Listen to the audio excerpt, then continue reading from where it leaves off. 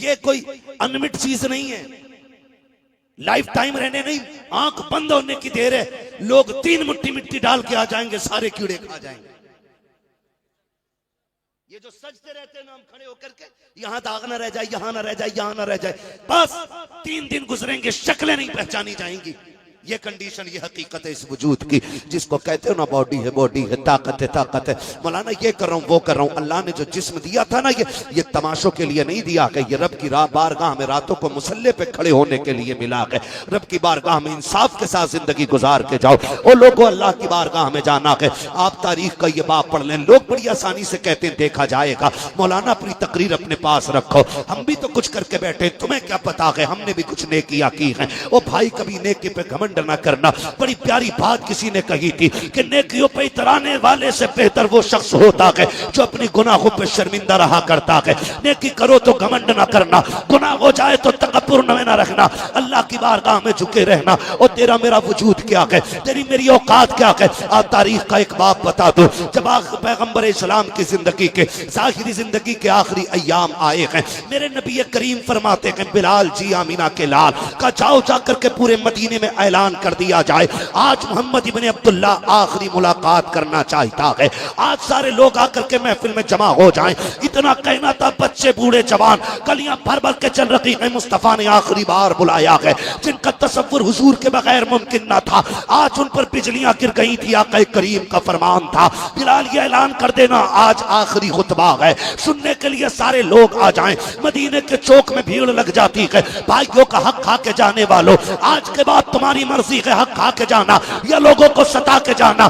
اگر تیرے پاس اس سے زیادہ پاور ہو تو تیری مرضی ہے، جو چاہے کر کے جا۔ اور اگر تو یہ مانتا ہے کہ سب سے زیادہ طاقت والا میرا نبی ہے تو آج جو لوگوں کے حق کھائے ہیں واپس کر دینا۔ میرے نبی نے فرمایا تھا آؤ سارے جمع ہو جاؤ، بات لمبی ہو جائے گی۔ آقا کریم نے حجۃ الوداع کا خطبہ دہرایا، ساری باتیں آقا کریم نے کی ہیں، اور اس کے بعد کہا تھا لوگوں میں تمہارے 63 سال رہا ہوں، آج میں دنیا سے جانے کی بات تم سے کر رہا ہوں، کسی کا میرے اوپر حق رہ گیا ہو تو مجھ سے آ کے اپنا حق لے لے۔ جیسے اتنی بات حضور نے کہی ہے، صحابہ اکرام کی چیخیں نکل گئی، یا رسول اللہ کس حق کی بات کرتے ہو حضور، سارے احسانات ہیں آپ کے اوپر، ہمارا کون سا حق ہوگا حضور، ہم تو جہنم میں جا رہے تھے، آپ نے ہاتھ پکڑ کے جنت کے دروازے تک پہنچایا ہے۔ بہت دفعہ ہم بیٹیوں کو قتل کر دیتے تھے، بیٹیاں کیا ہوتی ہیں یہ آپ نے بتایا ہے، ماں کو بازار میں ہم بیچتے تھے، مصطفیٰ ماں کے قدموں کے نیچے جنت آپ نے رکھی ہے۔ اے مصطفیٰ باپ کو ہم اپنا غلام بنا لیا کرتے تھے،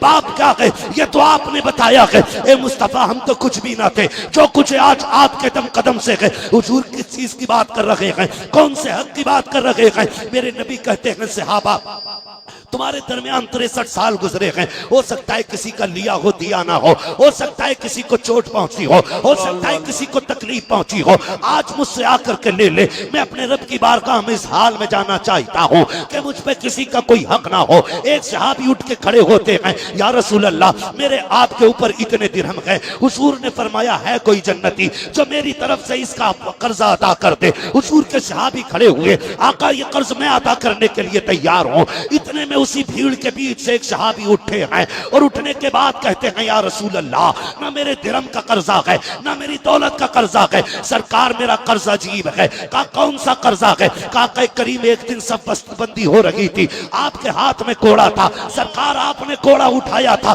آقا میری کمر پہ لگ گیا تھا، محبوب آج مجھے اسی کا بدلہ چاہیے۔ اتنا سننا تھا، صحابہ کی چیخیں نکل جاتی ہیں۔ مصطفیٰ کے بخار کا عالم یہ ہے کہ ایک رنگ آتا ہے چلا جاتا ہے، پھر دوسرا چہرے پہ رنگ آتا ہے۔ آقا بخار کی شدت کی وجہ سے آج سر سے پٹی باندھے ہوئے ہیں، اتنا درد سرکار کے سر میں ہو رہا ہے جیسی حضرت عکاشہ نے اتنا کہا تھا، آقا میرے کوڑے کا بدلہ باقی رہ گیا ہے۔ سرکار دو عالم صلی اللہ تعالی علیہ وسلم فرماتے سلمان جی آقا کہ جاؤ وہ کوڑا میری فاطمہ کے گھر ہے، جا کر کے میری بیٹی سے کوڑا لے آؤ۔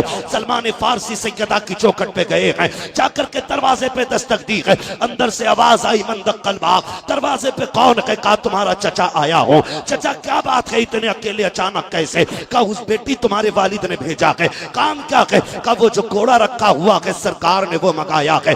اللہ اکبر، بیٹی بیٹی ہوا کرتی ہے، پوچھنے لگ جاتی ہے سلمان چچا بتاؤ تو صحیح، میرے والد تو بیمار ہیں، انہیں گھوڑے کی کیا ضرورت پڑ گئی ہے؟ کہا ایک شخص نے اپنے گھوڑے کے قرض کا دعویٰ کر دیا ہے، اس نے یہ کہا کہ سرکار کے ہاتھ سے گھوڑا لگ گیا تھا، آج وہ اس کا بدلہ چاہتا ہے۔ اتنا سیدہ نے سنا ہے، آنکھوں سے آنسو ٹپ ٹپ شروع ہو جاتے ہیں۔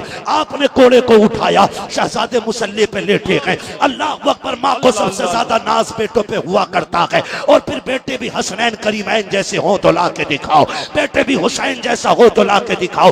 اٹھایا بیٹوں کو سینے سے لگایا، کارے شہزادو جانتے ہو آج تک فاطمہ نے تم سے کچھ نہیں مانگا ہے؟ کہ امی کبھی کچھ نہیں مانگا، کہ آج کچھ مانگو تو ملے گا کہ نہیں؟ کہ امی مانگو تو صحیح، اگر جان بھی مانگو گی بیٹے ہنستے ہنستے جان دے دیں گے۔ کہا بیٹے تو سنو، یہ لوگ گھوڑا سنا کہ کسی صحابی کو تمہارے نانا سے گھوڑے کا بدلہ چاہیے، شہزادو میں نے تمہیں دودھ پلایا ہے، آج اس دودھ کا بدلہ ایسے دینا ہے کچھ بھی کرنا پڑ جائے، اگر ایک کے بدلے میں 100 گھوڑے کھانے پڑے شہزادو تم کھا لینا، میرے باپ کے گھوڑا نہ لگنے دینا، تمہیں پتا ہے وہ بیمار ہے، کمزوری کا حال ہے، میرے باپ کو تکلیف نہ ہونی چاہیے۔ شہزادوں نے ماں سے وعدہ کیا کہ حضرت سلمان کا ہاتھ پکڑا ہے، اس میدان میں آئے ہیں جہاں حضرت عکاشہ گھوڑے کا اپنا دعویٰ کر رکھے ہیں۔ حضرت عکاشہ سے طرف دیکھا، سلمان فارسی کی کلائی پکڑی ہے، امام حسن حسین کہتے ہیں چچا وہ بندہ تو بتاؤ نا کہ جو ہمارے نانا سے بدلہ لینا چاہتا ہے، آؤ تاریخ کا یہ باب ذرا دلوں پہ لکھ کے لے کے جانا نوجوانوں۔ جب اشارہ کیا عکاشہ کی طرف، شہزادے دوڑے ہیں، جا کے گھوڑا ہاتھ میں دیا، کہا چچا بدلہ کی چاہیے نا تو لو ایک کے بدلے میں 100 گھوڑے مارو، ہمارے مار لو جان دے دیں گے اس تک نہ کریں گے، ہمارے نانا کی طرف ہاتھ نہ بڑھا دینا۔ اللہ اکبر، شہزادوں نے اتنا کہا ہے، آقا فرماتے ہیں شہزادوں قریب آ جاؤ، حضور کے فرما بردار شہزادے پیچھے ہٹ گئے۔ پھر کہ عکاشہ کہتے ہیں آقا ایسے نہیں لگا تھا، جب آپ کے ہاتھ میں گھوڑا تھا تب میری کمر پہ قمیص نہیں تھی، سرکار آپ کو قمیص اتارنا پڑے گی، آج پھر دھنیا بن جائے، ذرا سا پیسہ آ جائے سگوں کو ستا کے پھینک دیتے ہیں، غریبوں کو پیر کے نیچے کچل دیتے ہیں، لاؤ کوئی طاقت والا میرے نبی جیسا ہو تو لا کے دکھاؤ، اتنی پاور والا ہے کہ قیصر و کسریٰ کانپ رہے ہیں، جس کے نام کے آگے بڑے بڑوں کے ماتھے پہ پسینہ ہے، ایک غلام کھڑے ہو کے کہہ رہا ہے کہ قمیص اتارنا ہوگی، میرے نبی نے انصاف کی حد کر دی ہے، سرکار جب قمیص اتارنے لگے ہیں صحابہ دوڑ کے کہتے ہیں اتنا تو نہ کر، یہ ستم نہ کر، میرے آقا کی قمیص نہ اتروا۔ اللہ اکبر، تاریخ گواہ ہے، سرکار نے قمیص اتاری ہے، ابو بکر سفید داڑھی لے کے آ گئے، لے میری سفید داڑھی کی حیا کر، ایک کے بدلے میں 100 مار لے، میرے نبی کو تکلیف نہ دے۔ عمر کا چہرہ سرخ ہو رہا ہے، کہا خبردار آقا کو تکلیف نہ دینا، ایک ایک بندہ تڑپ رہا ہے، سرکار جلدی کیجئے مجھے اپنا بدلہ چاہیے۔ آقا کریم نے کہا ٹھیک ہے، جیسی سرکار نے قمیص ہٹائی ہے اور پیٹ کی ہے حضرت عکاشہ کی طرف، حضرت عکاشہ کے ہاتھ میں گھوڑا ہے، صحابہ کی آنکھیں بند ہو گئی ہیں، صرف اس لیے بند ہو گئی تھی کہ کوئی اپنے آقا کی تکلیف گوارا نہیں کر سکتا تھا، آنکھیں بند کر لی ہے، لیکن تاریخ گواہ ہے حضرت عکاشہ نے گھوڑا پھینک دیا ہے، دوڑ کے سرکار کے بدن سے لپٹ جاتے ہیں، سرکار کہتے ہیں عکاشہ بدلہ کیوں نہیں لے رہے ہو؟ کہا میرے ماں باپ تیرے قدموں پہ قربان، کیا کہ بدلہ لے سکوں، کہا یہ سب کچھ کیوں کیا تھا؟ کہا سرکار وجہ یہ تھی کہ میں نے آپ کو فرماتے سنا تھا جو بدن میرے بدن سے لگ جائے گا اللہ اس پہ جہنم حرام فرما دے گا۔ یا رسول اللہ آج میرا بدن آپ کے بدن سے لگ گیا ہے، آقا فرماتے ہیں جسے جنتی دیکھنا ہے میرے عکاشہ کا چہرہ دیکھ لے، اس نے جنتی